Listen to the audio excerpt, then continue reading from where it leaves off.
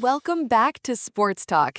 We are getting so much closer to the World Cup, and finally the squads are dropping, the injuries are piling up, and every single coach in the world is saying that everything is, ironically, under control.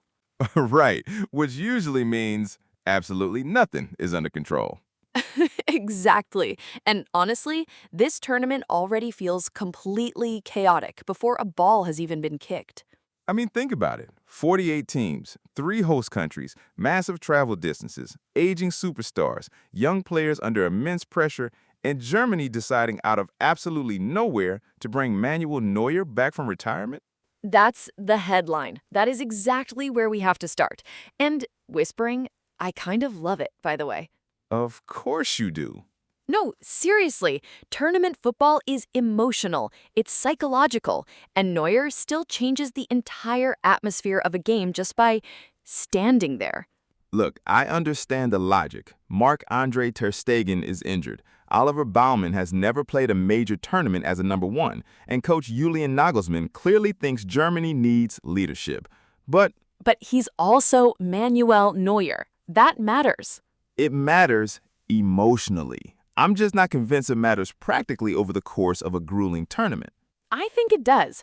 Germany has looked so nervous in recent tournaments. That's been the weirdest thing about them since 2014. The talent has always existed, but the certainty, it just disappeared. Yeah, since winning the World Cup, it has become strangely fragile. Scoff. 2 straight group stage exits. That still sounds unreal when you say it out loud. And that's exactly why Nagelsmann is taking this risk. He wants authority. He wants personality. Neuer gives him that immediately. Right. And honestly, I think this Germany squad is way more balanced than people realize. Skeptical? I think it's talented, but highly unstable. See, I disagree already. Look at the core. Joshua Kimmich, Antonio Rudiger, Jonathan Tah, Jamal Musiala, Florian Wirtz, Kai Havertz. That's serious quality. The attack is fantastic on paper, sure. Musiala and Wirtz playing together could be absolutely terrifying. Could be. Could be. International football doesn't work like Football Manager. Everybody keeps imagining this beautiful, fluid Germany side, but we still haven't consistently seen it against elite opposition. I think Musiala changes everything, though. When he's healthy, Germany finally has unpredictability again. Agreed. He's the key player for me, not Neuer. Absolutely, because Wirtz controls the rhythm, but Musiala destroys structure. That's a very dramatic way to put it. It's true, though. Defenders panic around him. And Havertz might actually become one of the most important players in the entire tournament. Yes, thank you, finally. No, seriously, he's become weirdly underrated because people spend years arguing about what position he actually plays. Classic Havertz career story right there. But for Germany, he links everything. He presses, drops deep, creates space. He's not a traditional striker, but this team maybe doesn't even need one. Okay, big question then. Is Germany a genuine contender? Semi-final contender? Yes. Favorite? No. I think it's closer than people think. You always do this with Germany. Because tournament football suits them historically. Historically doesn't score goals in 2026. No, but mentality matters, and Nagelsmann feels like the first Germany coach in years who actually understands modern tournament football. I'll give you that. He's flexible, he's aggressive tactically, and the players seem to trust him. Let's move to France, because honestly, this squad is just ridiculous again. Every single tournament we say, surely France can't have another generation, and then they just casually produce 3 more world-class attackers. Kylian Mbappe, Ousmane Dembele, and Désiré Doué, and Dembele might actually be playing the best football of his life right now. Which is terrifying, because usually with Dembele, you're waiting for either magic or a total disaster. Giggling, sometimes both in the exact same minute. Exactly. But I think France still has one major issue: balance. Interesting. Explain. Too much attacking freedom sometimes, it can cause them to become stretched, and Didier Deschamps' teams historically are strongest when it's a little bit ugly.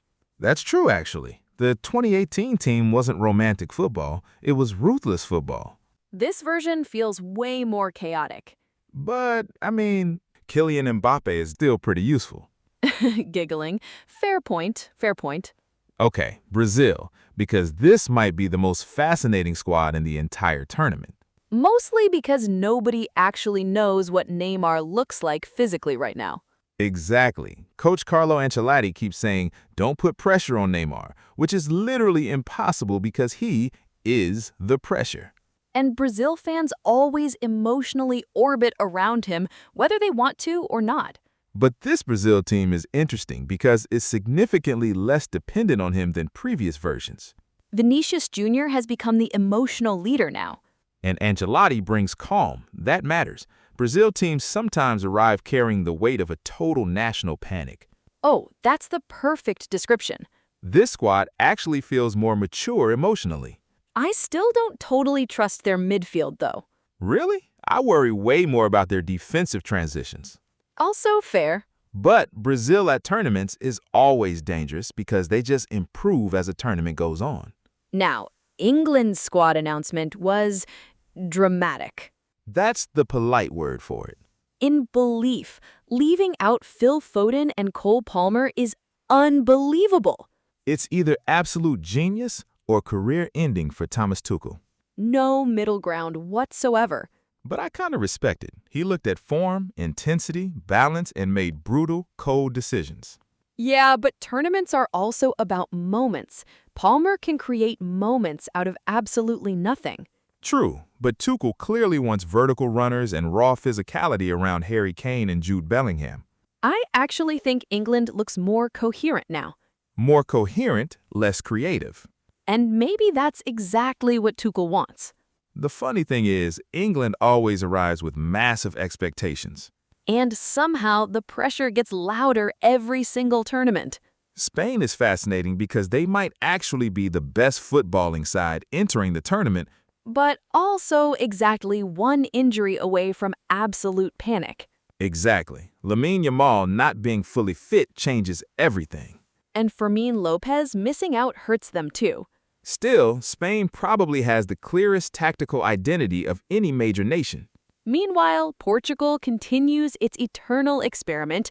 Can Cristiano Ronaldo still do this? And somehow the answer keeps being, occasionally, yes. Amazing! 41 years old and still leading Portugal into another World Cup? It's absurd. But Portugal is deeper than people think. Bernardo Silva, Bruno Fernandes, Vitinha, Rafael Leao. Honestly, this might be Portugal's most complete squad in years.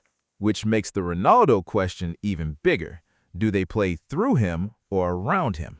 And no matter what anyone says publicly, that conversation absolutely exists internally. All right, give me a dark horse. Confidently, Norway. I knew you were going there. No, seriously. Erling Haaland, Martin Odegaard, Alexander Sorloth, Antonio Nusa. That attack is dangerous. I still don't trust them defensively. You don't need perfect defending if you score 3 goals a game. Smirking. That philosophy usually ends badly at World Cups. Maybe, but they're gonna be fun. I'll give you Croatia. Again. Oh, groaning playfully. Again? Come on. Every tournament, people say they're too old, too slow, too emotional, and then Luka Modric just starts controlling games like time doesn't even exist. Honestly, at this point, I wouldn't even be surprised. All right, time to embarrass ourselves publicly. Who is your champion? Result, France. Safe. Efficient. I'm going Germany. You were waiting the entire episode to say that. Smiling. Thanks for listening to Sports Talk. The World Cup is almost here. Playfully fading out, and somehow it already feels completely out of control. See you next time.